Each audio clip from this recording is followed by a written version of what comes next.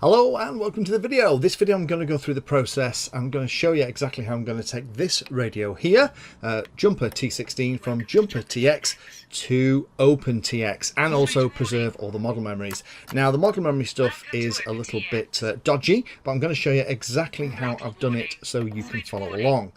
Now the first thing we need to do is to download the latest version of Companion, because this support has only just really happened and is only really kind of being figured out. So I'll put the link in the description, and you want to go and download at least version 2.3.4 of Companion or later if it's on this website. And you need to just click on it and download it and then save it on somewhere like your desktop and then run it. As well as downloading that file, at the bottom here in the download links, there's also the link for the SD card contents. Now that's the same SD card content you're going to get through Companion, so we can speed things up here. Go into the T16 subdirectory and then just right click and download the zip file and keep that somewhere safe as well. And then what you need to do is to double click the Companion installation and executable, and it will install onto your computer. And then once it's installed, there's a little bit of configuration we need to do before we even plug in the radio for the first time. So here we are with Companion, a brand fresh new install over the top of the old ones here. Just give me a little bit of a warning, say lots of things have changed, so we'll say okay. Now the first thing we need to do is to actually set up a radio profile. Let me just delete some of these other ones. I have lots of additional radio profiles here that I don't actually use. A lot of them are imported from radio files that I'm looking at, particularly for things like Patreons, where I'm fixing problems that they're having with their mixes. So let me just clean this up, and then what we'll do is we'll create a brand new radio in Companion that we're going to use to configure and do everything for the T16. It's important that we do this because it tells Companion what the radio is, so it knows how to talk to it, and also is important for things like firmware flashing, because it also sets up what firmware we're going to use so that everything works properly. So now that's all done, we can create a brand new profile. Now we can call the profile something good. I'm not going to bother here, but if we scroll down, you can see here that the T16, all the different versions are available.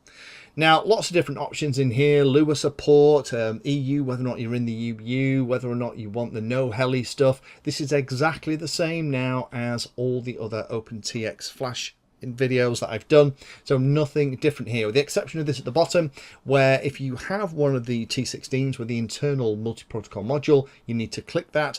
Mine is the very first version here, which is a bit of a hardware fault. As you've seen, that some of the switches have given up, so I'm not going to bother. I'd also spend a bit of time and do your kind of selection of where the backups are all going to be saved, just so as part of this process Companion will do its best to keep everything backed up. Now as part of this, we are going to go through and try and preserve as much of the radio as possible so that we have a record of what we've done, so it isn't too tricky. Now the only other things potentially to think about are things like the default channel order, the default channel ordering things like Betaflight, I think at AETR. I still use the old Spectrum TAER, but if you want to make it a little bit easier to set up your quads, then AETR would be a better bet. So we'll just choose that for this. Append the version. That means that as files are being saved, I don't have to try and figure out which version it is. It'll append the version at the end of the file. Now with that set, we can now go and actually download the firmware for the radio. So we're going to click on the arrow at the top, and then we are there's all the details about what we're going to get. We can then download the firmware, save it somewhere where you're going to remember. We're going to need that. By default, Companion will keep track of the last version that you downloaded, so put it somewhere nice and safe. And in this bit, you can also click on the SD card contents, and guess what? It's going to take us to exactly where we were looking at before, so that's why we kind of saved ourselves a bit of time. But if you didn't get it in the last step, you can get it here. Save those SD card contents along with that file, and that will keep it all safe. Right, we're ready to play with the radio. So with the radio, what we need to do is we need to hold the keys into the middle position and press the power button, and that will come on, and it's going to come on in kind of USB mode so we can talk to it. So with it like that, we can plug it into the computer using the USB cord from the top, and then we can get ready to do a couple of things. Now, first of all, I'm going to read the model memories from the radio. It's going to give me a big error here and tell me that the world's coming to an end, but I'm just going to save them anyway, because if everything goes wrong, I've kind of got this as a backup. I can just remind myself how everything was done. This isn't very slick at all, but I would recommend saving the models down like this. It might not be perfect, it might not be exactly right, but it's at least an aid memoir if you're going to set them up again. But I managed to actually import them at the end of this process too. So I'll put them somewhere safe, ready for the next step. So with that put in a safe place, let's just close that out.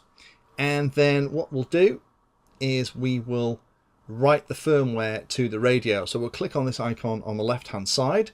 It'll come up and use the last firmware that we've just downloaded, double check it's the right one, and click on write to radio. Now, by default, this isn't going to flash the bootloader, but this is the way that seemed to work really nicely for me. Doing it the other way will require you to potentially play with things like Zadig and stuff. If you just plug it in without turning it on first, you're putting it into DFU mode. This is going to still write the firmware to the radio, and in my experience here, it actually seems to work a little bit more successfully. Next job, now that's done, unplug it from the computer and pull the SD card out the back of the radio. We need to copy the contents of the SD card, the new SD card contents, onto this little chip. Here are what's already on there, so you can see it's basically a Jumper TX version. I'm going to copy this somewhere safe, again into a directory on the computer, just for my own reference. That's going to take a little bit of time to do. And once that's copied somewhere nice and safe, then I can delete everything off the card. Now, be aware that the default SD card stuff that we're about to copy over is the very basic stuff. It's the new layout for the latest version of OpenTX, so there's not a Crossfire directory, there's not the Betaflight stuff on here, the Amber voice pack, all that goodness isn't on here. If all of that didn't make any sense to you at all, go and check out my OpenTX Mix School and the Tyrannus setup videos where I go through what all of those things are. But now that we've got all that done, then what we need to do is go and find the file that we downloaded, which is the new OpenTX SD card contents for the T16, and then we need to copy those onto the SD card.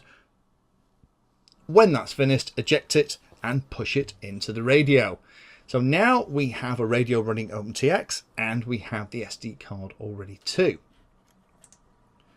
So let's plug the SD card back in and get ready to fire it up for the first time for OpenTX. Now with the SD card in, we're going to get a couple of errors, and we're going to want to go through the calibration routine and things like that. That's all expected. Now this won't fix my hardware problem with SA and SB, so I'm going to expect not to get over that. But here we go. First OpenTX turn on. Hey, there we go. OpenTX logo.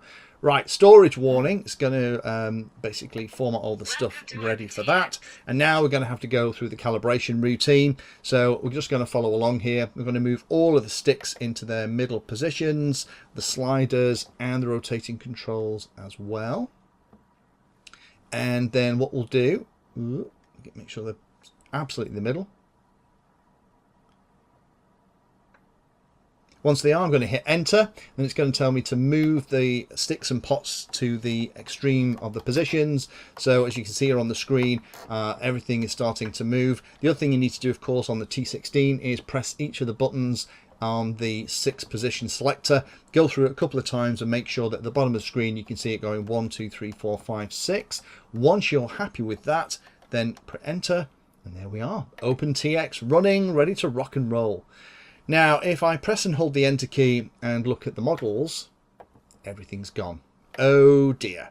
Right, let me show you the last thing that I did to actually get the models back onto the radio. Now we're going to have to put it into the same mode again. We're going to push the 2 horizontal trims into the middle and power it on, and then we're going to plug it back into the computer. So with it back on the computer, making sure that we've got the right radio profile set, let's go and import all of the model memories. Now, of course, there isn't any because there's only one, but if we go into recent files and we open the backup that we did, there's the ones that were on the radio originally. So if I just select those and then, actually no, that's not the way you do it. Right click and say copy models, right click over here and say paste. There we are, they're in. So now we need to write those to the radio, and we're going to click on write, which one is it, that one at the top, write the models to the radio, and with that done, we should be able to unplug. Now this again is something that you have to be very careful of. You have to triple check that all the radio settings have gone across. I would go through each screen of every single model individually and double check that nothing horrible has happened. But this hopefully will give you a start of a 10 if you've had a Jumper TX radio for a while, you've set everything up, rather than start from scratch again and try and have to do it from taking pictures of the screen. Then this will give you a better idea. So with it unplugged from the USB cable, let's go and exit and turn it on.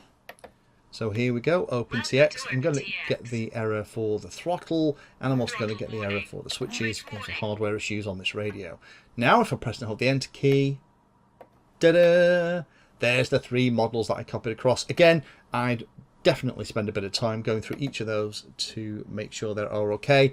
But that is now running OpenTX, and that's the process that I've gone through, documented live while I actually did it on this radio. So hopefully that's interesting to all of you that like this radio, that were interested in it. In terms of how it performs and how it navigates, it's very similar to Jumper TX. Let's be honest, it was so close. They were pretty much the same code anyway, but it's great to see it officially supported now inside Companion and OpenTX. Thank you for watching my video and watching right to the very end. If you want to find out what I'm currently working on, you can follow me on social media by searching for Painless360 in the usual places. If you'd like to become part of the inner circle, then you can become a Patreon. Details are in the description and you get lots of additional benefits. Check out the playlist section on the channel too. I organise all of my videos into playlists, and it's called something like Introduction to or for Beginners. All of the content is aimed so that you can start at the very beginning, and it teaches you that subject, starting with simple principles and moving up to teach you everything you need to know.